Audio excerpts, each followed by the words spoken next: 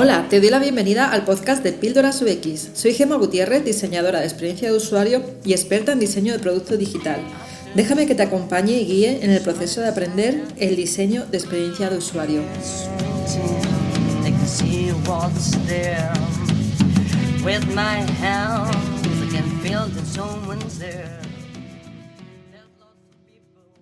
Vamos a hablar de realidad virtual. Tanto Celia como yo hicimos un curso de realidad virtual, hemos estado trabajando juntas también. Y cuando acabó ella hace cosa de 3 o 4 meses, más o menos. Sí, más o menos, antes de verano. Antes del verano terminó el curso y le dije, pues tenemos que grabar un podcast juntas hablando de este tema. Y Sí. bueno, va a hablar más ella que yo porque lo tiene más reciente, de lo mío ya hace un año. Y bueno, pues el podcast de hoy básicamente es hablar de eso, pero antes que nada me gustaría que te presentaras, me contaras cuál es tu trayectoria profesional, qué haces ahora mismo y que pongas al día a la gente que no te conoce. Vale. Pues nada, como ya he dicho, soy Celia. Llevo trabajando unos 8 años como diseñadora de interfaz en diferentes tipos de empresas, consultoría, agencias, dentro de cliente también. Y desde pequeñita me gustaba mucho el diseño, siempre estaba jugando a videojuegos y tenía muy claro que quería dedicarme a algo dedicado con los ordenadores.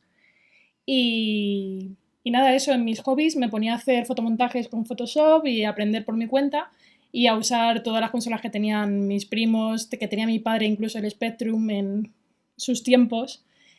Y luego ya más dedicado a la profesión, empecé a estudiar un máster de 3D para videojuegos y eso, y el curso de realidad extendida de Uxer School, y mientras tanto, nada, compaginándolo con el trabajo. Muy bien. Y bueno, cuéntanos qué es la realidad extendida, qué es la realidad virtual, qué es la realidad mixta, porque la mayoría de la gente creo que conoce la realidad virtual o ha tenido alguna experiencia con ella, pero el resto son menos conocidas. Entonces estaría bien que nos contaras un poco pues qué diferencias hay. Vale. Pues la realidad virtual es aquella que te pones los cascos, normalmente te pones el headset que es bastante grande y te aísla de la realidad completamente. Tú estás metido en el universo y todo alrededor no ves la realidad. Luego está la realidad aumentada, que simplemente con tu cámara, puede ser del móvil o con unas gafas o con lo que sea, ves el modelo 3D pintado en el entorno real. Y ahora está la realidad extendida o mixta, que es como una evolución de la realidad aumentada, porque te traquea, bueno, voy a intentar no usar técnicos, palabras técnicas, si no, de todas formas puedes mirarlo en Google Imágenes, poner realidad extendida y así te salen bastantes ejemplos, que va a ser más fácil que contarlo todo con voz. O ponemos en las referencias del artículo del podcast, ponemos un enlace tuya, me pasas luego los enlaces Vale. y los voy poniendo. Vale, y la realidad extendida, pues mira tu entorno real, lo conoce y te pinta los objetos 3D por delante o por detrás de esos objetos, o por ejemplo se puede meter como, no sé, un muñequito que sale de una pared o se mete dentro del suelo e interactúas con las dos partes, con el 3D y con la realidad. Y bueno, hay que tener bastante cuidado de ciertos anuncios y falsas ediciones de vídeo porque muestran las cosas a medias. Puede que veas algunos vídeos que creas que eso es realidad mixta y que no llevan gafas y que es algo súper nuevo, pero luego lo han hecho con un croma o se lo han currado para que parezca algo mucho más de lo que ahora mismo está la tecnología. Y bueno, la principal diferencia que tenemos, sobre todo con la realidad virtual, es que la distancia en la que tú ves la pantalla, por ejemplo, una televisión la ves a unos 2 metros más o menos, normalmente el cine lo ves a unos 20 metros, una pantalla gigante, y la realidad virtual, directamente todos los objetos y todo el universo está al lado tuya, casi lo puedes tocar, lo ves directamente al lado de tus ojos Sí, y te bueno, envuelve. si alguno habéis probado el cine 3D, no es lo mismo, está mucho mejor la realidad virtual, Sí. muchísimo mejor. Sí, y nada, tenéis que probarlo, la verdad, porque mucha teoría al final no es lo mismo que probarlo. Sí. He venido hoy a casa de Celia a grabar el podcast porque ella tiene las Oculus Quest y yo las Go. Entonces, bueno, las Go cuando yo las compré el año pasado todavía no habían salido las Quest y son pues muchísimo mejor las Quest que las que yo tengo. Así que quería probar la experiencia, he venido para acá, hemos estado como una hora ahí que me ha estado dejando probar todos los juegos que tiene de realidad virtual y Sí. la verdad es que es una pasada. Y cuéntame qué diferencias hay, ¿no? A nivel de tecnología, vamos. Sí, pues la principal diferencia entre las dos gafas de Facebook, de Oculus, es que las Go tiene 3 DOF, Ujú. que son grados de libertad, y las Quest tienen 6. Y eso lo que te permite es que te puedes mover mucho más por el espacio, puedes mover mejor la cabeza, los mandos son posicionales y puedes acercarte directamente a los objetos, agacharte, saltar o lo que sea y te va a pillar la gafa, sabe dónde estás en cada momento.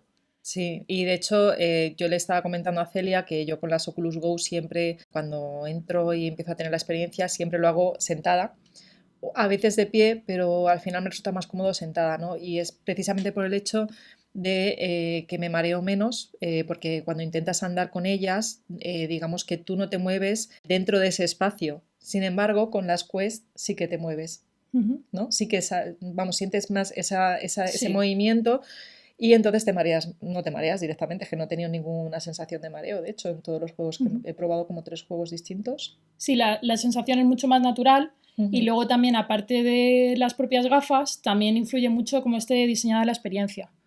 Porque, por ejemplo, hay muchas experiencias que podemos ver actualmente que la comodidad no es muy buena y te puedes marear porque el usuario directamente no sabe que se va a mover.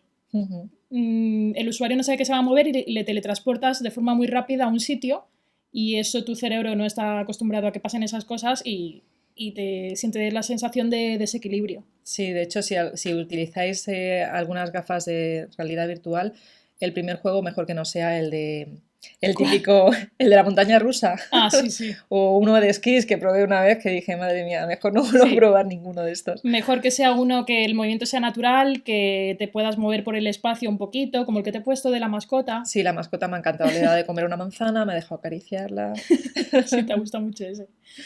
Y luego otra barrera que tiene también es el cansancio ocular y físico, porque claro, al final te están moviendo por la zona que has delimitado y es más cansado que otras experiencias, a lo mejor una videoconsola, que Sí, solamente mueves el mando.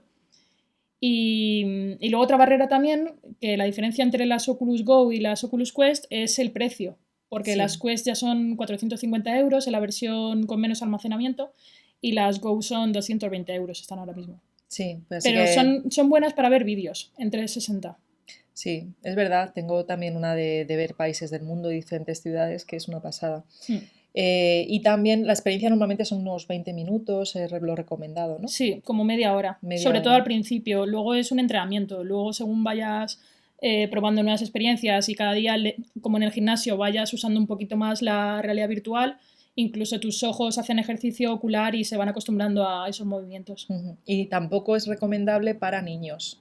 De hecho, no hay gafas de tamaño de cabeza de niños, por eso. Creo que Sí, es a lo pueden usar partir un poquito, un pero poquito, ¿no? tampoco. A partir de 12 años es Sí, por lo lo que... recomendado. Ujú.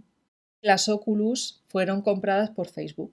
Es Sí, decir, Facebook compró la empresa, el emprendedor que hizo todo esto, en en 2014. el 2014 Ujú. y entonces a partir de ahí pues se ha ido sacando cada 2 años aproximadamente, bueno, cada año, cada 2 años ha ido sacando gafas. Lo digo porque cuando yo hice el curso acaban de sacar las Go que yo me compré y al año, que ha sido cuando has hecho tú el curso, han sacado estas, Ujú. ¿no? Ahora mismo las Quest llevan, no sé si es en mayo o en junio, más o menos las sacaron, justo cuando estaba terminando el curso, pero en el último Oculus Connect que ha estado haciendo Facebook sí que le están haciendo mucho hincapié y mejorando las propias gafas, así que espero que de momento duren tiempo y no saquen las siguientes, porque las Ujú. están mejorando, entonces sí que están muy involucrados con las Quest. Bueno, y supongo que irán mejorándolas e irán bajándolas de precio para que pueda llegar al alcance de cualquier persona, ¿no? Ojalá. Y luego también los juegos valen unos 20, 30 euros. Ujú. Luego también hay muchas experiencias web VR que también te puedes meter y son gratuitas y las puedes ver desde tu ordenador en escritorio o puedes meterte la versión de realidad virtual y ver todo en 360 grados. Y otra cosa interesante es que Facebook cada vez está generando más contenido, Ujú. incluso para poder conectarte con otras personas en Facebook y tener como reuniones, ¿no? Sí, va a salir Facebook Horizon muy pronto. Estamos todos esperando a ver cómo va a ser la experiencia porque la verdad que el tráiler de los vídeos tiene muy buena pinta. Y sí, cada año hay una cantidad de juegos inmensa. Ya hay muchísimos para probar, de todos los gustos. Así que si no te gustan las experiencias de miedo porque son demasiado, o si no te gusta un tipo en concreto, seguro que vas a tener otro tipo de experiencia o juego que te pueda gustar más. Muy bien.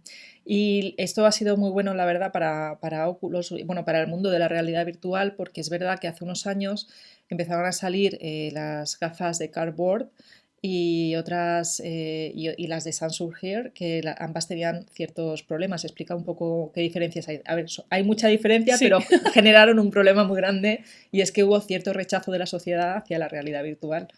Sí, sobre todo que al principio simplemente metías tu móvil y podías verlo de otra manera, podías verlo en 360 grados, pero con un ángulo de visión muy pequeño y que, a ver, que la experiencia estaba hecha para móvil, no estaba hecha especialmente para las gafas como ahora mismo, que el contenido es nativo y está bien pensado y bien hecho.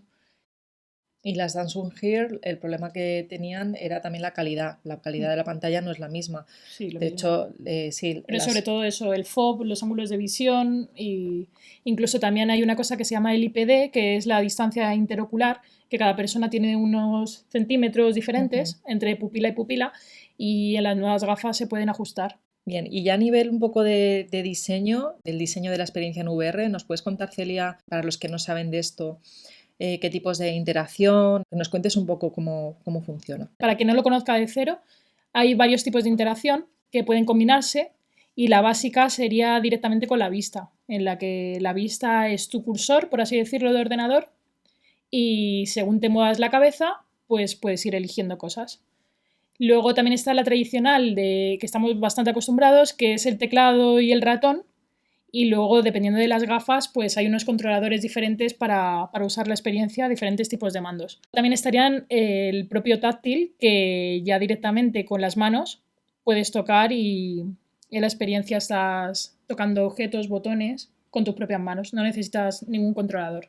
Sí, es uno de los juegos que he estado probando que tú me has pasado, bueno, uno de los que me has puesto, toda la interacción que yo tenía con el juego era tocando objetos. Entonces, es verdad que es genial porque te mete muy, ¿cómo se llamaba? ¿Inmerso? Sí, Estás muy o inmerso. sea, estás como mucho más metida dentro del juego, pero también la curva de aprendizaje a mí al menos me parece mayor.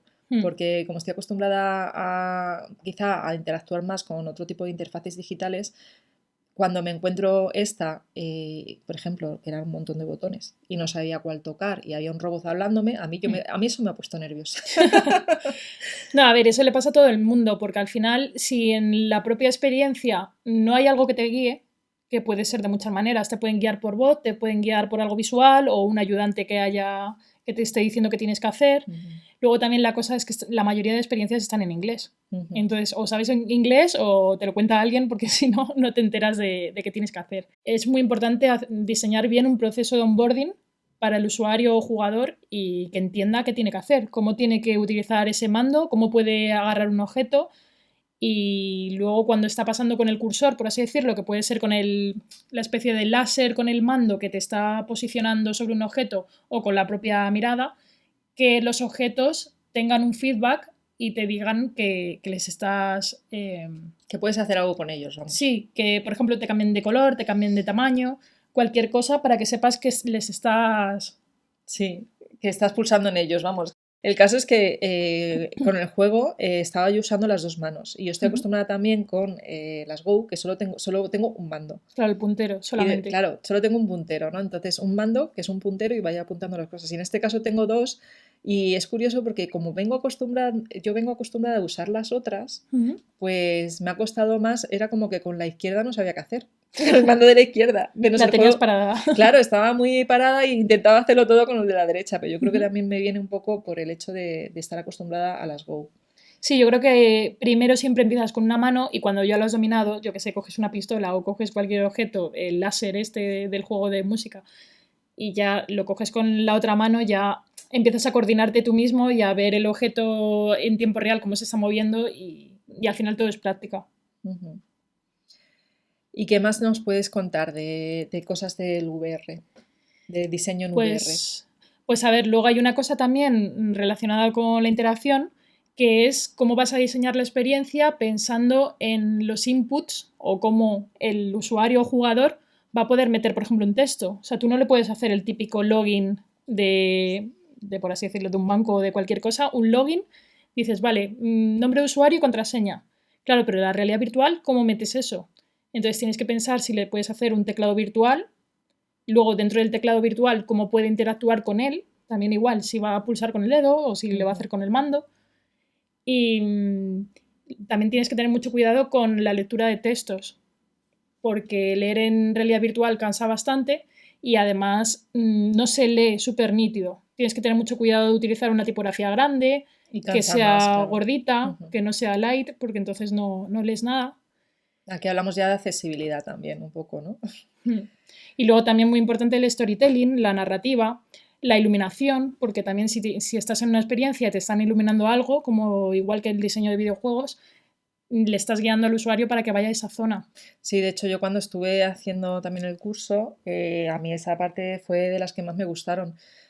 Toda la parte de hacer el storytelling, el guión, la creación de los personajes, era un poco pues como estar haciendo una película, ¿no? O un videojuego. Sí. O sea, tiene una parte de estar creando un videojuego que tú también habrás disfrutado mucho, ¿no? Sí, a mí como me encantan los videojuegos y ya te digo, es que no paro de jugar, pues la verdad que este diseño de experiencias está muy condicionado por la tecnología. Entonces depende de lo que decíamos, de cómo sean las gafas y cómo esté hecha la experiencia, si los creadores, los desarrolladores han pensado en hacerlo tipo videojuego o tipo narrativa interactiva, pues Claro. tendrás que crear los escenarios, todos los objetos, los personajes, como has dicho, la iluminación hay que pensarla y hay que saber cuándo usarla también muy bien, el sonido, también los efectos de sonido y también música ambiente.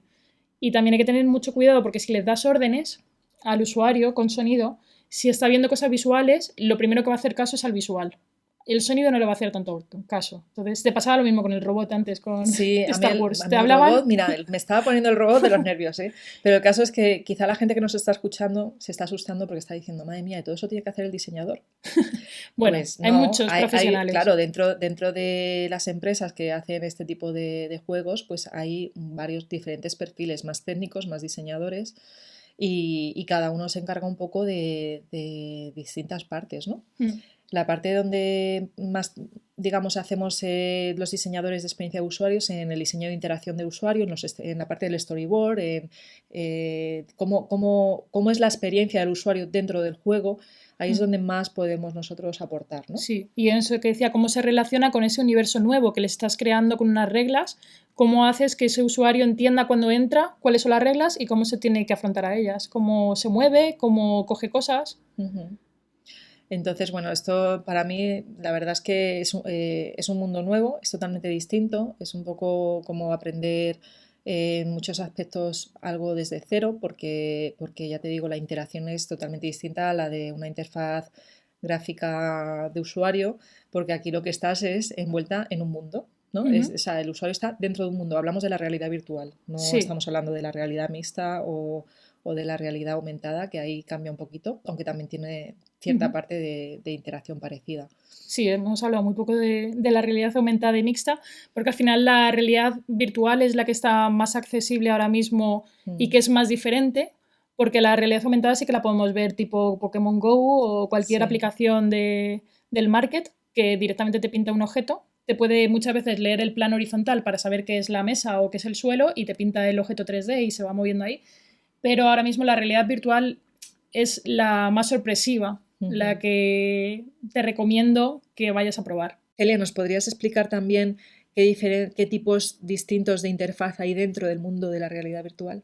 Vale, pues interfaces visuales pueden ser diegéticas, que tienen mayor inversión y están dentro del mundo virtual, o no diegéticas, que son las que están como por fuera. A ver, os hago un ejemplo, porque ya te digo que sin enseñarte un pantallazo es bastante complicado.